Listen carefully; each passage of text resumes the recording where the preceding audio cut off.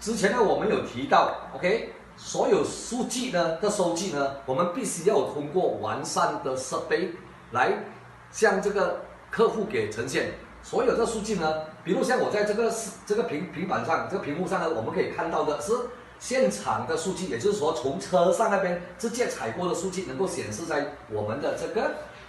屏幕上。然后跟着呢，这个数据呢，我们也把它能够成为一个我们的所谓的这个报告，现场的报告，我们把它能够转换成这个数据的这个报告。那数据报告呢显示出来呢，我们就知道是哪里一个元件出现了问题。比如说它的这个 compressor 就是它的压缩器有问题，我们就来看看如果一般上我们跟顾客这样子讲解呢，通过语言很难表达，我们唯有通过视频。所谓的常言道，一图胜千言，一个视频呢就胜百图。OK， 我们来看看它这整个视频的操作功能，使到客户呢能够更完善、更容易理解我们要传达的那个信息，使到他知道他的维修呢是有价值的。通过这样子的一个视频说明呢，能够提升顾客对我们的工作更有信心，而愿意付出比较好的价值给予我们维修的这个工作。这个就是我们的报告。然后我们可以将这些所有的得到的这些数据呢，我们跟它转换成什么呢？转换成我们的工单，在这边把所有的资料输入在我们这个专业的工单，然后我们有了这样子的一个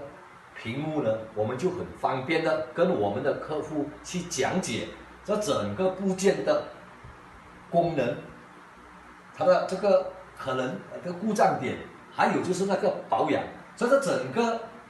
屏幕呢，我们有3种语文来跟客户呈现，使到我们马来西亚这边就是有一个这样子的文化嘛。3大民族是我们最主要的一个国家的一个结构。那么呢，这个首先是它有英文的，然后我们可以看看有中文的，就是说呢 ，OK， 中文的比如说它的功能，这个 compressor 的功能是什么呢？它的故障是因为制冷不良嘛，就是不够冷然后呢，它必须要注意到一些保养的事项，比如说我建议每4万到或者是2年要做一次那个系统的 flushing。然后下来就是也是同样的是马来语的说明，所以这方便我们3大民族都能够很容易的去理解整个冷气的部件的功能和它可能面对的一些问题。说到我们这个汽修行业的转型和升级呢，所以我们必须要有第一，我们必须要有方向，